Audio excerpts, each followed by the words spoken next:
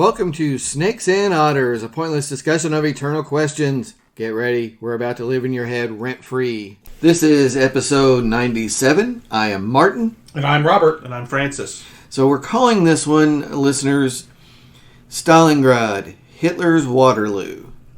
So this is the third in our World War II series.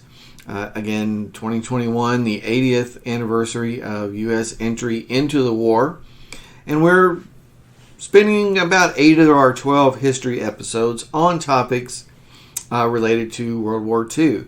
And this will be our third episode where we've taken a look at a battle that was influential in the decision of the war. So you can't cover every important battle, but the ones that really made the decision, the ones that really led to the Allied victory, are the ones we want to focus on. And historians generally give Stalingrad the credit as the battle that broke Hitler and broke the German army. That's fair. All right, I guess we're done. Okay. Well, it's ironic, but it was really the Russians' show, the Soviets. They're the only ones that actively participated. Now, we supplied them, of course, as best we could. But yeah, it was Stalin's show, and the irony's not lost that the damn city was named after him. And people get he gets a lot of grief thinking, well, it was his own ego that made him commit so many forces to defending this city because it was named after him. I think that's a bunch of hogwash. I think there's serious strategic implications. That's and right. We're going to go through anybody all of that we kind of want to explode that early on. That's really not a factor. It's because of where it is and what it is. It has, Oh, there's probably a little bit of a factor because Sure. that would be a very humiliating defeat. Of course, but and a lot of it's because it's the last stand. It's the last bastion. Everything else has fallen. Except for this one little... Well, and Moscow. That's true, but... well, that's pretty major. They're within 70 miles, and... It's correct. It's tight. So the background of this is called Operation Barbarossa. In the late 30s, of course, it's everyone in the world, everyone in Europe, and pretty much everybody else expects the Germans and the Russians to go at each other. Mm-hmm.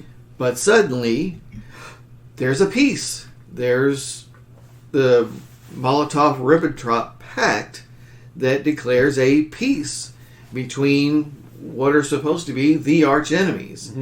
Mm-hmm. Hitler's made no bones about that Bolshevism's evil, and it's, of course, tied in his mind to Judaism and all his polluted mind. All of this works together. Well, I mean, Hitler was an equal opportunity hater in many ways. Oh, yeah. The Jews were at the top of the list, but there was lots of other folks on that list. And the Slavs were right up there towards the top. Yes. He saw them as subhuman. And, of course, the whole policy of Lebensraum, the whole idea is to take all of pretty much Eastern Europe and strip it of its current population, because what do they matter? That's right. That's part and of the piece. Essentially colonize Eastern Europe the way Europeans colonized Africa and the New World and all of that, and plant the seed of Aryan greatness, and all this. Right. Well, he's looking to establish. He calls it the Third Reich. Yes. So he's looking to establish a modern Holy Roman Empire. Yes. Without the Holy and without the Roman, actually, but yeah.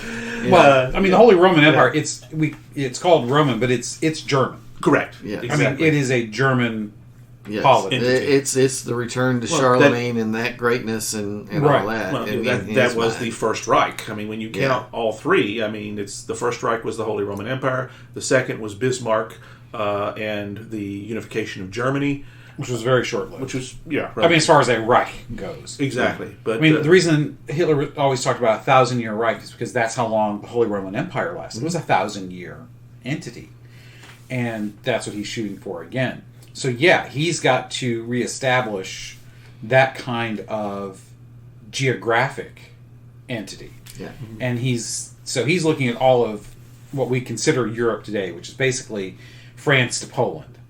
But that's not enough because he wants to go bigger. He wants to go Ukraine. He wants Belarus. He wants all of that. He wants to go essentially to the Volga River.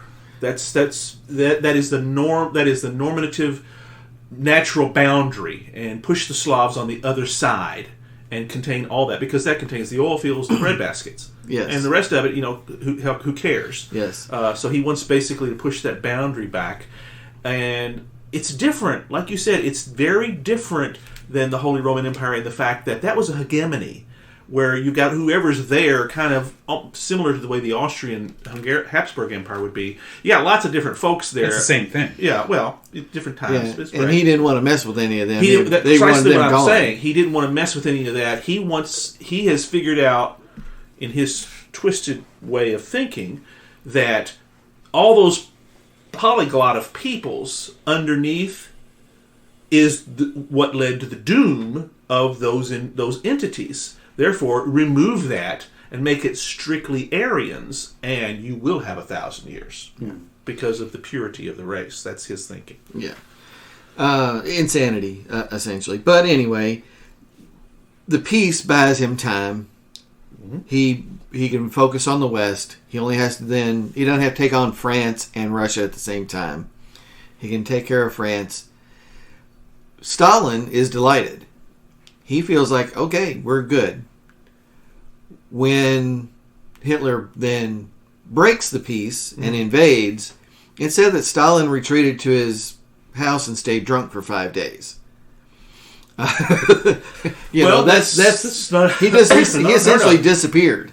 And didn't even speak to anybody for several days. To his credit, that didn't last long, though. Yes, he did come out of it. That's correct. I'm not that I'm one to give Stalin a lot of credit, but we kind of have to in many ways in this context. Well, drunk Russian leader is almost an oxymoron, or not oxymoron, but almost redundant.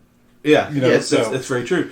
But they also have some serious grit when they want to, and that's ultimately that's essentially what he called forth. That's calling it the Great Patriotic War. Mm-hmm. He mobilized all of the Soviet population, essentially then as in this crusade then to save the nation. Right, and as far as propaganda goes, this is one time where it's actually correct. It is a Great Patriotic War because it really would mean the dissolution of the country, the destruction of the country. The whole destruction, dismemberment essentially of it. Which from a 21st century perspective, that itself is not exactly a bad thing. We longed for that day. But even with that drive to unity, that call for unity, they almost do lose. I mean, it's right. Well, which that whole first summer, Barbarossa's a huge success in the main. Right, and it leads to a lot of the. Of course, we love the what if questions. One of those questions that still, puzzles or fascinates historians is Stalin almost didn't come out on top in the 1920s. It could have gone another way with Lenin's relatively early death. Trotsky was still seen as potentially, now he wasn't as ruthless as Stalin. But wasn't Trotsky by the time Lenin dies, though? He's off in Mexico or South America, and they have to send somebody to kill him, right? Yes, eventually he would come to live in Mexico, and Stalin would send an assassination squad. Yeah, right. I think they buried an axe in Trotsky's head. I think there's correct, but Trotsky was still a force in many ways, which is why Stalin needed to remove him, even in exile. But if things had gone just slightly different, people were saying, what if somebody else was in charge? Trotsky is the obvious choice, but there were others. There were other Bolshevik contending for power. I mean, that's what leads to the purges. And right. Stalin he's ruthless, and he gets rid of everybody that's a possible threat. Which, is not unlike what Hitler's problems were. Yeah. He tends to get rid of people who are competent because they are a threat. Right. Which, I guess when you're looking at it from the outside, it's like, yes, you do more of that. That's a good thing. But when you have two guys going against it, and one of them is your nominal ally, that's a very bad thing. Yeah. Mm-hmm. We're all for Hitler doing that. Before and after the war, we're all for Stalin doing that, just not during the war. Yeah, right. And the purge became very nearly crippling to the Soviet army. I'm glad army. you mentioned that, because that is an essential factor here. Is because of all that went on, there's nobody competent on the Soviet side militarily. Right. Not at first. They rise. Yeah. Zhukov is the obvious one. But it's only because you can't learn from your own mistakes. You have to learn from the mistakes of others. But most of the lessons you learn in that case are, what not to do, not what to do. So it is a very near crippling thing, and that in itself could have been the deciding factor. Not even so much around Stalin, but just Zhukov could have made the wrong decision. Correct. Yeah. Because he was afraid to make the right decision. Right. And of course he ends up victorious in the end. But I think a lot of it has to do with the fact that Zhukov had talent and more talent than ambition, which I think helped him. He understood where his bread was buttered from, and not everybody else did. Zhukov's ego is well known that most of that developed after the fact. Yeah. After he's got the victory under him, he was able to let some of that go. But the setup is Operation Barbarossa is a three-pronged attack into Soviet territory. There's a northern, a central, and an Army Group South. Army Group South is the one that's moving through Belarus, Ukraine, and headed for oil fields. Mm-hmm. And they're the ones that Hitler tinkers with. He pulls part of them up and then sends them back, and he's tinkering. And of course, the weather helps because that first summer it goes well, but then the winter hits. That's right. But eventually, like you said, they'll come to the River Volga, Stalingrad, and again, it's a pride thing. His name is on the town, but. Well, let's also before we get too deep into some of the details about Hitler let's lay out the geography here, because the geography is extremely important. Right. So it is located about halfway between the Mediterranean and the Black Sea, or not the Mediterranean. Excuse me, the Caspian. Caspian Sea. So you've got and with all the rivers through there, it is a very important transportation hub. Exactly, and that's where I'm headed. It's one of the directions that Lend-Lease takes to get Stalin equipment, because it's on the way to Persia. Which is now Iran, but back then it's Persia. It's basically under British control, and it basically is completely then tied to North Africa, the Middle East, and so on. Right. If Stalin loses here, the way is clear then for Hitler to move from that direction into the Middle East, into Persia, and take away British oil supplies, which would be really bad news. But the other is that's the thing. It would essentially cripple Stalin's because he would starve. Yeah, not literally, but it would be the end of Lend-Lease for the most part, right, because then you're confined to the North Sea, and so much of their industry, Soviet industry, was on the western side of the Volga. Yes, I mean they would have to retool completely. I mean there were some over there. I mean it's a huge swath, but nevertheless, a lot of that's just wasteland. Yeah, right. It's very. It's empty. A huge freaking country. Exactly, it's completely open and empty. This battle is and the reasons behind it, his ultimate goals, to get to Persia and what have you.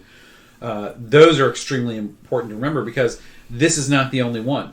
That is the whole reason for the Italians being in Libya, and for the North Africa campaign. Yeah, there's oil there. Yeah, Italy, almost none. Not almost none, because there is oil in Central Europe, but there's not enough. Yeah. And there's also a lot of other stuff in Central Europe. Right. Yeah, Romania and the Baku oil fields that's in Armenia, and all of this southern Europe, the edge of Asia, all of this is very strategic, again, because it is North Africa, it is Sinai, it's the Suez Canal, it's the route to India, it's everything. Yeah, all the natural resources, oil in particular, but everything. Yeah, it's the transport route. Either there or they go through there. Right. And that's the thing. Yes. It's the So the strategic goal is to protect the flank of the Wehrmacht, this Army Group South, headed to Baku, and cut off the Lend-Lease supplies from Persia. So the Soviets did understand the strategic danger.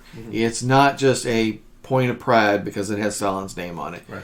Stalin really did understand, holy crap, if we lose this, we are toast. We've got to hold this. Well, we've got to make a stand here. And I like the comparison to Vicksburg as well, with the Mississippi River and the Civil War, which we talked about that. If you can hold one strong point, there's no free traffic up and down through there. Yes. As long as they were once that's gone, then there is not when Hitler, if he were to take Stalingrad, he also controls the entire Volga. Yes. And it's not just the city. It's the river, and which we've kind of talked about. Yes. And they all recognize that it's... And the city's name was actually Volgograd before Stalin. Tsaritsyn. And Volgograd is later. After. It's the later name. It's after. After the... the... Fall of the Soviet Union. Well, no, because Khrushchev changed it. Khrushchev, yeah. After the whole Stalin cult of personality and the kind of the Stalin purge out by Khrushchev and the later leaders, they changed the name to Volgograd because you have to pull Stalin's name off of everything. Yeah. So, but which is not a bad thing, right? But so the famous order from Stalin: not one step back. Mm-hmm. And we mentioned this in some show prep. They threw whatever they had. You got 100 men and 50 rifles. Well, okay. Give out the rifles and just hang on. There'll be a rifle available eventually. Yeah. That's a great scene in Enemy at the Gates where they're handing out the rifles. And that's literally, it's like, where's mine? Don't worry. One will be available soon enough. Yeah. Which is such a Russian way of looking at things. Yeah. A very fatalistic Russian way of looking at it. And again, it mobilized everyone. Women served in frontline combat roles, sniper roles, everything. Pilots. Yes. And the Soviets essentially adopted a scorched earth tactic of, we're going to turn this into street by street, house by house, floor by floor, almost, urban warfare. Mm-hmm. And make the Germans pay for every position they take, every room they take, if we can. And it devastated the city, and it nearly worked. The Nazis did a pretty good job of destroying the city with the bombing, and when they get there, there's in a way that almost made the fighting worse because you have less buildings to clear, but it's a great place to snipe from. Every pile of rubble was dangerous. It was two snipers, so it really became a battle of attrition on both sides. And of course, the Soviets have one serious ally that, if they can hang in long enough, the weather. Yes, that's right. Again, it helped in the first winter of the war, slowed down the Germans. It slowed down Napoleon. That's correct. Yeah. 130 years before. This is a very old story, and that's remembered too. They realized, we've got advantages if we can draw this out, and Hitler even knew that. That's why he invaded when he did. But that's the thing. But he got to Stalingrad in August. Yeah, that's the end of your campaign. The end of the season. You've got to get it done. If you're going to invade the Soviet Union or Russia, depending on the entity you're talking about, what time period. You have to start in the end of winter the previous year to get to the part where you're going to bog down. And originally Barbarossa is a spring, but then this. But you need to start before spring. You got to start moving before then. Yeah, big time. August is too late to start. August is autumn in Moscow. Yeah, or in Stalingrad. Yeah. Which is probably not. That's in the southern part, but still, the point is, it hits. It hits. The winters are brutal as beyond. That's not even. And the Germans were not ready. They were not. They did not expect to be there then, and so they were not prepared to supply a million men with winter gear. That's a huge disadvantage right there. Yeah. And just like Stalin said, not one step back, Hitler was, you hold the city at all costs. He refused to let them attempt to break out of the city once the Soviets had surrounded them. And and the allies that he has with them, they're second tier at best. Yeah, that's an important point. The Romanian allies and other contingents, the Hungarians, and the Croats are there, and some Italians. They're destroyed. Right. They're absolutely, because they're holding the flanks anyway. So who are you going to hit when you counterattack? You're hitting the flanks first, and they were absolutely destroyed. And they're not the professionals that the Germans were to begin with. Right. I mean, there's it's not a knock against them as a military. They're just not the professionals that the Germans were. Yeah, the Wehrmacht had been training a long time for this.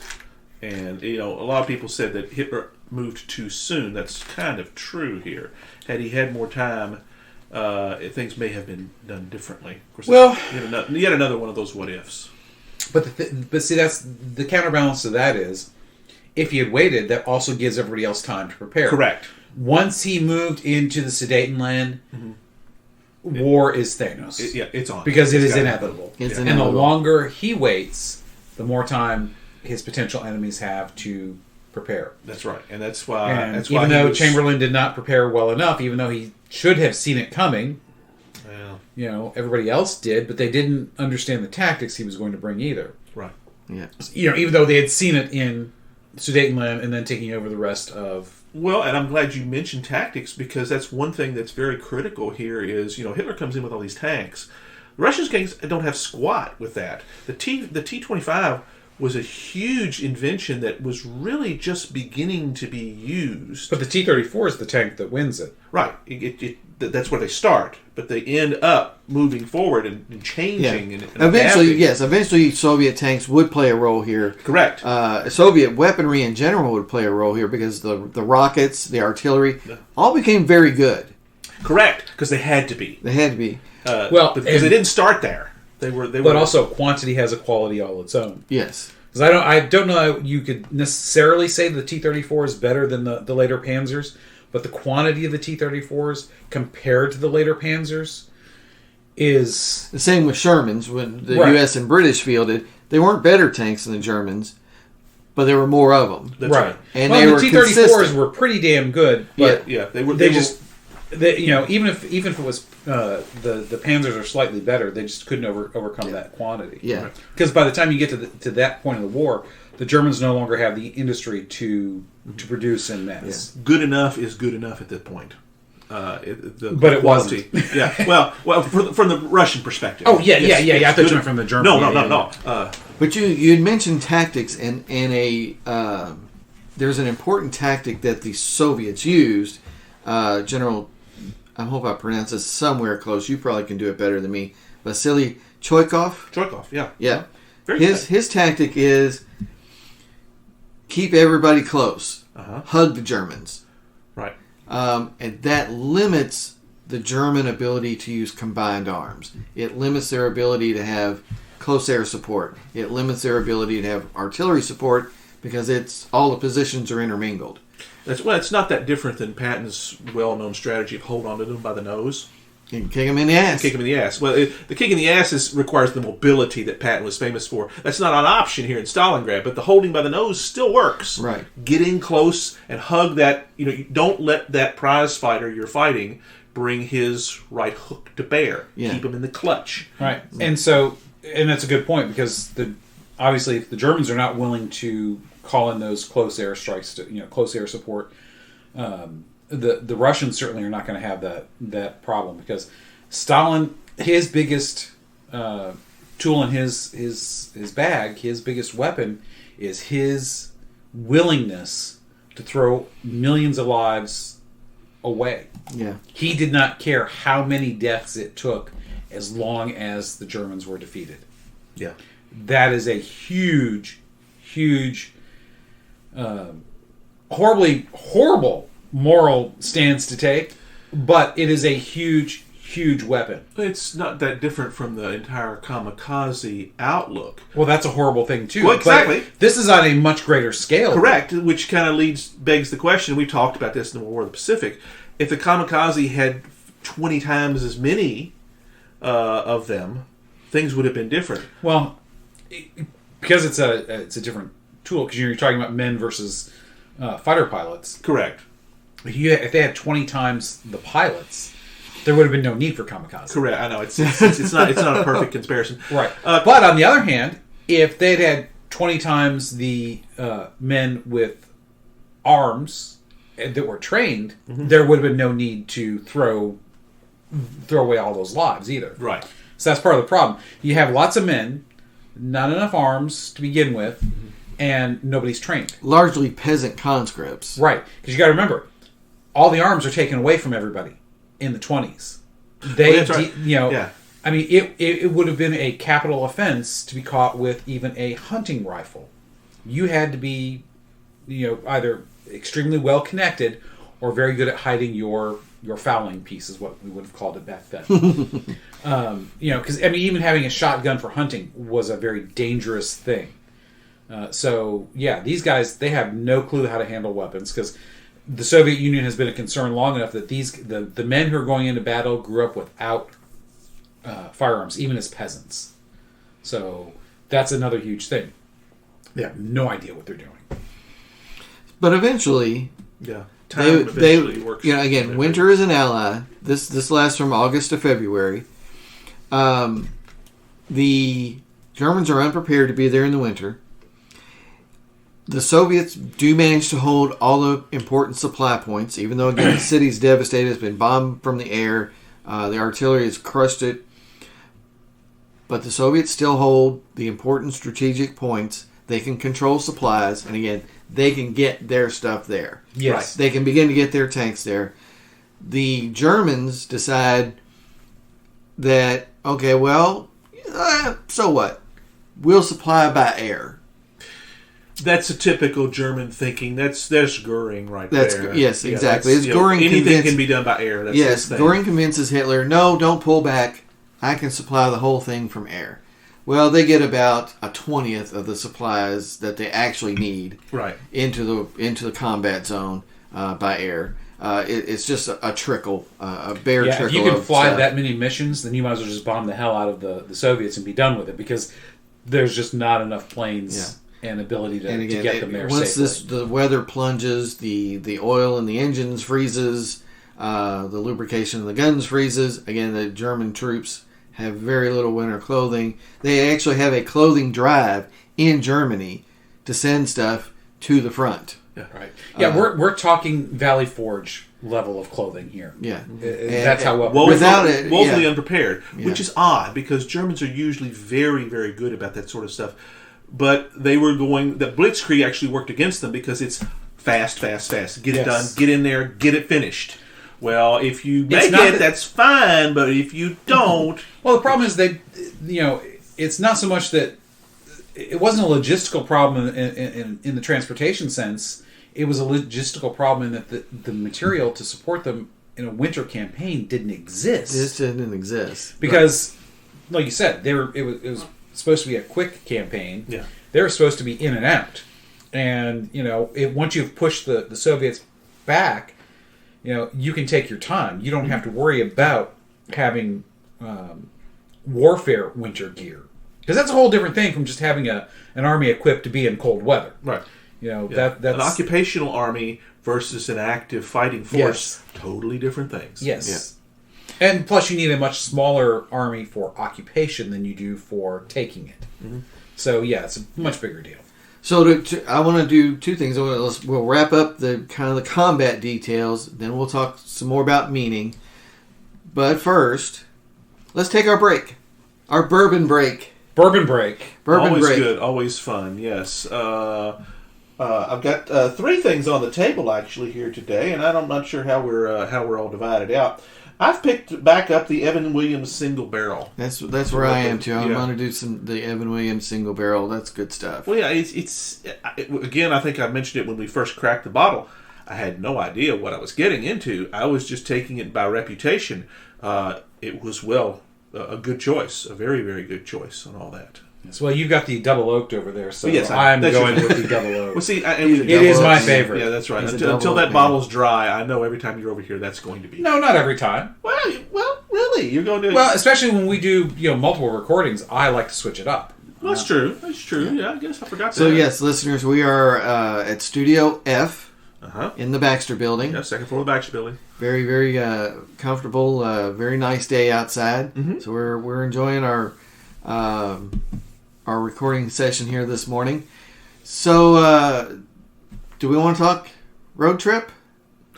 Do we want to go ahead and we can mention it. We have to mention it because as of this recording, the day before we took it. How many hours was it? A 16-hour day? 17-hour day. 17-hour day. We left my house at 7:30. Well, I was in his driveway before 7. Yeah, but I don't count that. And I was in well, it is a longer day for Martin because I was in Francis's driveway before 7 a.m. And in my bed at midnight. You were the first one out and the last one in. What time did you drove? What time did we get up? It was about 6:10. I got you beat. 5:55. There you go. Yeah, 5:50. Thereabouts. Yeah. You just had to one-up me. So I see what's going on. It's about That's right. 10-15 minutes earlier than I normally get rolling, but I'm usually out the door of the house at 7 to get to the office. Yeah, it wasn't bad. I mean, it was just a But long the point run. is, though, because we haven't even mentioned where we went yet. Yes. Anyway, the whole listeners, a couple months ago, I was like, hey, you know what? I need to take a couple of days off from work when the weather might improve. And do you guys want to do something? And the answer was, of course, yes. Yeah, so Francis here was right on top of it immediately. Oh, well, we got to take a trip to Springfield, Illinois, and go to the Abraham Lincoln Museum and Library. Mm-hmm. And so, yep, that's what we did. We worked out. Again, we were in car all day. It's a 5+ hour trip. Right. And 5+ hours back. And that's about the limit. You can do that in a day. You can't do much more than that, but you can do that up and back. But I'll just... we'll go into more detail later. Again, we have Lincoln episodes planned, but quick shout out to the museum. Super friendly, wonderful staff. They were awesome. Of course, we were all friendly. We were all in our merch, and the lady at the counter immediately started wanting to know what the whole merch thing and what Snakes and Otters was. Right. So we had to talk about that. And again, a very, very nice... If you're listening, shoot us a message on Twitter, send us an email, go to our website, whatever. snakesandotters.com. Yeah, we'll be talking a lot about that in the coming days. Hit the merch. It was an astoundingly robust museum. It was. And that's I think $15 a piece was what it cost to get in. Well worth that price. Because sometimes you go into a museum and in an hour you say, that's it, I'm done. No, we were there for like 3 hours and we did it well. We took our time. Yeah, I think I took a picture of every single thing they have on display. So yes, a huge shout out to the staff of the museum. We really like Springfield, and another shout out to the gentleman working at Lincoln's Tomb. Yes, which is a few miles down the road. That was almost a religious experience. I mean, it was very quiet, and of course, we were the only ones in the tomb itself. No, there's a couple of people. Around. Yeah, but again, the contact tracing, they're sort of limiting access and say don't touch anything. Very somber. Yeah, but you got wonderful, that emotion very wonderful, incredible statuary. A lot of reproductions of statues, studies of what become eventual statues. And last shout out, we stopped for dinner in Marine, Illinois. Yes, a town of 960 people or thereabouts in Marine, Illinois. With a little diner. Yeah, the Marine Diner, and we enjoyed it very much. So thanks Springfield, Illinois. Thanks Marine, Illinois. We had a good time. Excellent food at the diner. Absolutely. That garlic burger was awesome. Yeah, the giant, they call it the giant pork tenderloin, was very tasty. I had the catfish fillets, and man, they were good. Yeah, nice and peppery. So it was a nice, busy place. It was. We got there at the right time, even as long as we sat and waited, especially Francis. But that's all right. It was Friday during Lent, and even though it was not actually a day where you could not eat meat because of the solemnity of St. Joseph being that day, there was still a lot of fish being cooked, I think. Yeah. There was in and out traffic. I saw somebody carrying out pizzas out of there, so it was a diner that made a little of everything. And it had a little ice cream thing on the other side too. That, the one family got talking about. Yeah, they got the ice cream, and we didn't do that. So we were kind of stuffed. That's true. This is true. Yeah, and we had a bag of snacks. A huge bag of snacks. Oh, that's correct. Nobody went hungry on this trip. That's for sure. No, man, I'm still kind of full. Oh, that's a shout to Biscuit Belly as well before we left town. Oh, I had a great experience. Yes, we talked about Biscuit Belly in an episode not long ago about having need to go there, and so we went there first thing, and it was before awesome. Hitting the road. So Snakes and Otters appreciate you. Marine, Illinois, Springfield, Illinois, Museum, Abraham Lincoln Museum, and Biscuit Belly. Yes. Yes, the pancake corn dogs were awesome. Oh, yeah. All right. So, just to clean up the whole deal about the battle, again, eventually the weather would tell. Hitler, his insistence that no, you can't break out and regroup and try again. You must stay where you are. Hold your positions. He promotes the commanding general of the 6th Army, von Paulus, to field marshal because never in the history of Germany or Prussia has a field marshal ever surrendered in the field. That's right. It was a deliberate manipulation of the man. Yeah. And he did not play ball. No. He did surrender. He said, no, there's nothing else we can do. We're beat. That's right. There's nothing here. So eventually the Soviets would claim the city and put something like 200,000 Germans into captivity, Right. and most of them I would think it never was come out. 300,000. Yeah. Yeah, it was huge. But They almost tried a rescue attempt. Manstein was supposed to go in, and it gave the Sixth Army a little bit of hope for a while. But it just was anemic. They just didn't have the forces necessary. There was just nobody left to get the exactly. job done. And Manstein, for all his very big reputation as a commander, he was probably the best the Germans had in the field. Even that was not enough. It gave them hope for a little while, but ultimately it was false.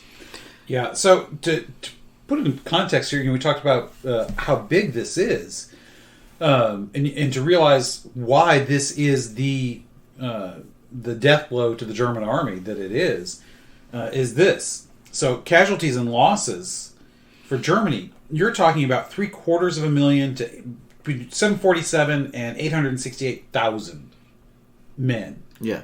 That's huge. Yeah. I mean, that's half of our current standing army. Yeah, killed, wounded, captured it's an enormous number. The entire 6th Army is destroyed. Yes. Yeah. Army Group South is crippled. The Italians lost 115,000. The Romanians between 100 and 160. Hungary lost 100 to 140. There are 900 aircraft destroyed, 1,500 tanks, 6,000 guns. Yep. It's just a massive loss in men and materiel that they could not afford to lose. Yeah. That's the thing about the Germans, that they had a professional army, they had great arms, they had just fantastic ability to wage war, but it was limited. Right. It was finite. It was very finite. The part of Lebensraum was not just living space, it was resources. And because Germany, while it has a lot of natural resources, does not have everything that a country needs to wage war. Yeah. It does not have the production capacity that even really the Soviets had, right, and certainly not that the U.S. had. Right. Part of that's the amount of land that they have. Right. They're going to have a lot of raw material in forms of ore, like iron ore, nickel, all basic building blocks. But it's a relatively small, it's large as far as a European country goes, but it's a relatively small area of land. So it's very vulnerable. It's very easily bombed from England. So it's once the war starts, it's not quite whatever you have at the beginning is what you have, but it's pretty close. Yeah, you're not going to be able to hugely replenish once things are destroyed. Right. And again, the German military machine has the same limitation to a degree the Japanese military machine has: oil. Yes. And then, again, that's what part of this is about. It's a drive to Baku. It's a drive to the oil fields. And again, it threatens Persia. It threatens the Middle East to get oil. So once the Soviets have won and they've broken this army, that's the big deal. Is all of that is now safe. There's still a route for Lend-Lease. The British flank then is protected, and this destruction of the men and material. The men, I think, is more important. Yes. Than I'm glad material. you mentioned that. Population has a huge. Germany is something like aspect 60 to 70 million people, I think, give or take a little. It's approximately the same size as Great Britain, population-wise. They're both around 60 million. And France, it's all in that same Right. Well, yeah, Britain is the only one I know off the top of my Yeah. head, because Britain has been a very stable population of that 65 million for decades. It's because about what the island can support, you know. But the Soviet Union has twice that.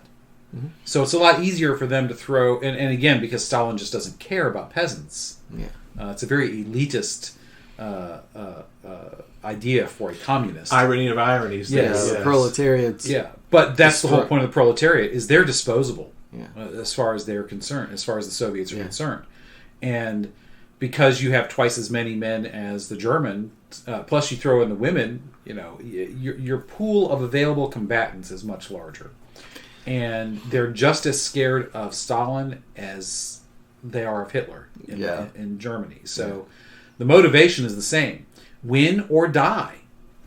So, you know, that's huge. And the 6th Army and Army Group South, this is the core of the professional German forces. Yeah. From this point on, that's destroyed. And increasingly after this point, the Germans come to rely on what we would eventually see is the reservists, the boys and the old men. Yeah, the Jugendfuhrer. So this whole idea of, well, all of German forces now are just old men on bicycles and young kids.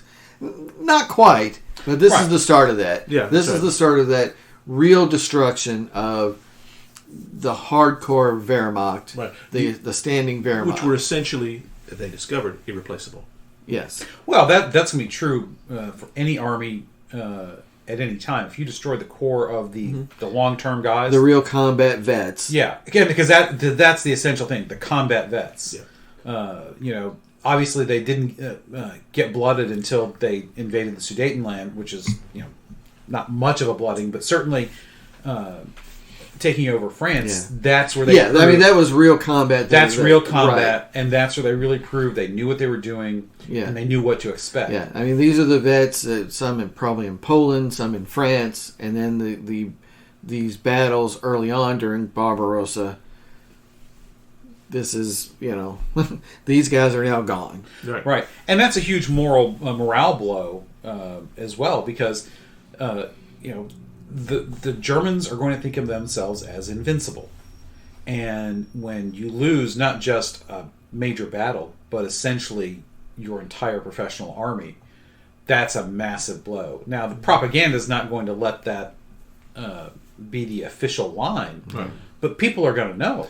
Yeah, that eventually does happen. This is the sort of the first time that the German people are advised we've lost in the battlefield. Yeah, because they were essentially undefeated up to that point. Right. And even any other setbacks Yeah. in front of Moscow or whatever, none of that's ever announced to the German people. Yeah, None but of it's it. kind of hard to hide the loss of a 1,000,000-man army. Yeah. Really So this is the first time that Goebbels goes on air in Germany and says we've suffered a serious reverse here and we've lost men in the field. So it's a big deal. So yeah, the history's verdict about Stalingrad is probably right. Mm-hmm. And I know Francis agrees with me on, if you really want to dig into this more than just a 45-minute podcast episode, those original Documentaries. the documentaries from the 70s. What is the name of that The again? World at War. The World at War, narrated by Laurence Olivier. Yes. Again, You used to be able to catch that on cable quite a bit. Quite a bit, yeah. I don't know if you still can. I haven't noticed. I haven't checked it out. I mean, I have the DVDs. And I think many of us do, Yes. actually. Yes. But it's widely available. Yeah. It was all done in the 70s, so there were still quite a few veterans and living witnesses That were interviewed for That's this. exactly right. And it is told from the British point of view, and it might be a little too sympathetic to the Soviet cause, maybe a little. Well, that's you not know, quite fair. kind of a They tried to do a very, very balanced approach. Yeah. They did. They interviewed German survivors where they could get them. Yes. It wasn't that much. I mean, the British Imperial War Museum is the folks that actually put it on. So Right. yes, And it's they're using British. The Pacific gets a little bit of a short shrift. Stalingrad, but Stalingrad has an episode. It's Yeah, all again, devoted and that's to where that. I'm getting to is, Yeah. they, the Brits never really wanted to give the Americans full credit, kind of. They Yeah, wanted let's to, see them invade Normandy without us. Yeah, if they give Eisenhower too much credit, that takes the shine off of Montgomery. But you could applaud the Soviets very heartily. Right, because we weren't involved there. Yeah, and there's a kind of a, It's 26 a hours. sympathy to 26 episodes. the Soviet point of view, but the Stalingrad episode is awesome, and again, it does. It's close. It's using modern video, but still available interviews with folks who were there, and that's powerful. And the level of production is incredible. You get a very, very good look at what happened and how it happened. They do their best to get accuracy. And Larry. I was going to say Larry is they picked. It's hard to beat having Larry. That's right, because he narrates the whole thing, and it's fantastic. Yeah. It's worth watching all 26 episodes. Yeah. Late career Olivier still has that voice. Yeah, You betcha. And it's amazing. So one of the things that since we talked about it a little bit earlier, one of the things that because we love the what ifs. I just want to throw out a couple of things to ponder here because it illustrates so well how history is such a fragile thing. How the reality that we have is a fragile thing. Right. It's how we got here. Because when you go back to the beginning of the war, people always, most of the time the tendency to think of World War II is that it was a done deal. When the Japanese attacked us, we were all in everywhere. That's not true. No, you're right. And when we declared war on Japan. We didn't declare war on Germany until they did it, and that was a huge mistake. That was a huge mistake. Yeah, because if we're not days in the after. war, because we have to remember there was a lot of German sympathy in the U.S. because there's a lot of German descendants here. It was a mixed bag, and they look like us, and they look like us, and the Japanese do not, and the Japanese do not. There's a lot. There's to a racial that. component, absolutely. Yeah, and if you think about when you throw all of that into it, even though Roosevelt wanted very much to go to war with Germany because he saw that they were a real threat to us, not as great as to our European allies, obviously, because the Atlantic Ocean is a great defense. It really is. But he couldn't just declare war on them, even though they were allied with Japan. So if Hitler had not declared war on the U.S., which I think was on the 11th, it was December, only a few days later. it was only a few days after we declared war on because Japan. he had an agreement with the Japanese to do so, Right, which he really should have just let go because really they were not fighting together. They were just there's no real. It's not like Japan was providing forces at Stalingrad. And Germany was not providing. At best, they're distracting their mutual enemies. Mm-hmm. Yeah. So if you just said, you know what, I don't think we should do this because we can't really help you anyways. Yeah. So if you had done that, the U.S. is not fighting in Africa, and that right there frees up. I mean, essentially, Rommel wins in Africa if we're not there. I think it is a much stronger possibility. Yes. So you don't have. The losses that the Germans and the Italians and the Axis is going they're to take very serious losses. Yeah, they're very serious losses. And again, it retains British control of the Mediterranean, Suez, Persia, Lend-Lease. Right, so that's huge. It's all so huge. if the U.S. is not involved there, I don't see the Allies winning there. And even if they do, it's going to take much longer, but I just don't see it happening. But it's going to free up a lot of good quality German troops to fight in the West. Or, excuse me, in the East, on the Eastern Front. Yeah. So maybe there's more men to throw at Operation Barbarossa. When it bogs down, there's probably reserves to send there because you've got a lot of men and materiel that are available. And so I think all that's huge. Yeah, when you think about the early German triumphs, you've got a really interesting point there. Triumph is great, but it also means you're spread all over the place. Exactly. They occupied North Africa. They occupy France. They're in Norway, all of Central Europe. All of it's the German military machine is spread out everywhere. And it's a very finite military machine. There's the Battle of Britain. I mean, the aircraft and the pilots. I mean, it's right. He would. I mean, obviously, I'm glad he did not. But again, just playing the devil's advocate with the what if. I know he went to Norway for strategic resources. I get that, but after conquering France, he could have offered peace, an armistice to Great Britain. They would have had to take it because they were. I mean, literally, they were going to have to fight on the beaches, in the streets, right. Hand to hand. I mean, it would have been very, very brutal because they thought he was going to invade. I think they would have taken it just like Stalin did to prepare. Now, they might have said, okay, we're ready and come after him, but, he would have had also his time. Being so divided up. Yeah, I mean, the British huge. got to the point of taking street signs down. Right. To make sure that it wasn't easy to come off the beaches and move inland. Exactly. That's huge. And without the U.S. being involved, there's no need to have all of those troops in the West to defend France, because Great Britain alone was not going to invade France. They just couldn't. Yeah. Right. So, history. These are the kind of things that fascinate me. Yeah, you can't leave any one piece out. Exactly. Well, yeah, it's a perfect.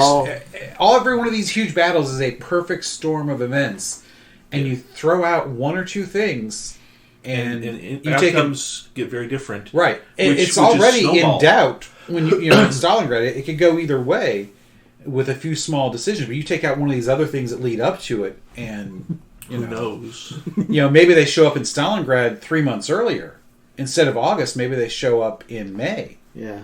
If they show up in May, Soviets are done, because I don't think they could have lasted. It's everything has to happen just as it did. Exactly. And for things to come out the fortunate that fascism's destroyed and defeated. Exactly. So it's a great thing that Hitler was an idiot. Because that's kind of the thing. He's a military buffoon. He does not know what he's doing, and he interferes far too much. Right. He's letting certain philosophical and egoisms drive him. Well, he believes his own propaganda. That's the problem. Yeah. Well, and he felt good thing. He felt the generals let them down in World War I, so he's coming at it. Well, that and the Jews stabbing them in the back. Yeah, right. So he's not coming really sure at how it, that worked, but they did. Yeah, so he's coming at it from the view of an enlisted man who suddenly has all the marbles. Of course, it was the general's fault. It couldn't have been the enlisted man's fault. I was an enlisted man. Although I'll grant him in World War I, the generals were really to blame for a lot of the stuff that went wrong there. I mean, especially when you look at... I mean, it is. Well, it's right. That's right. It's complicated. That's right. It's complicated. It's complicated. All right. Well, that puts us at 50 minutes, so we're going to wrap up here.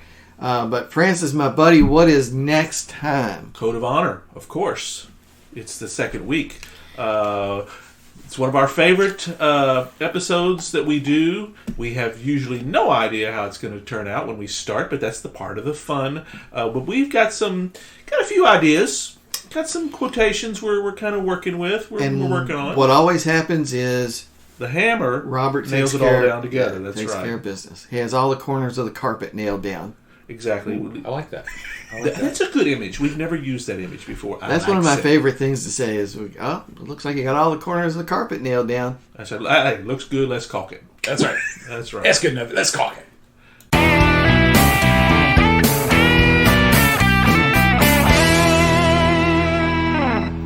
Hope you enjoyed another pointless discussion of eternal questions.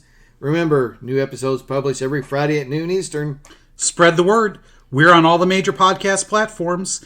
And leave us a comment or review because that helps others find us. We're on Instagram, Twitter, as well as our website, snakesandotters.com.